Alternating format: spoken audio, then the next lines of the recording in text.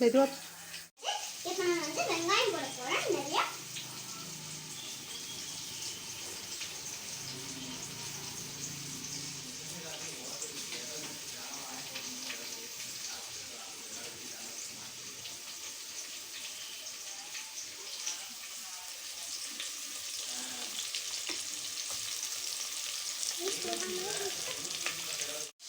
இப்போ வந்து வெங்காயம் போட்டாச்சு. இப்போ நல்லா ப்ரௌன் கலரா ஆகுற மாதிரி நல்லா வதக்கிக்கணும்.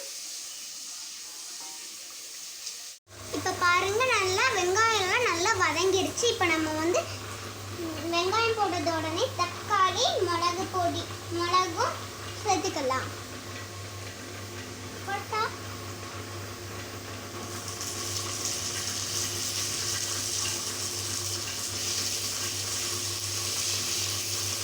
இப்போ நம்ம ஜிஞ்சர் garlic பேஸ்ட் ஆட் பண்ணிக்கிறோம்.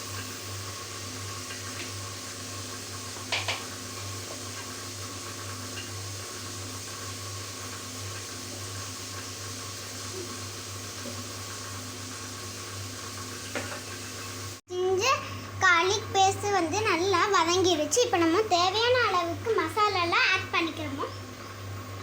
எல்லாத்தையும் சேர்த்துட்டேன். இப்போ நான் வந்து தேவையான அளவுக்கு தண்ணி ஊற்ற போகிறேன்.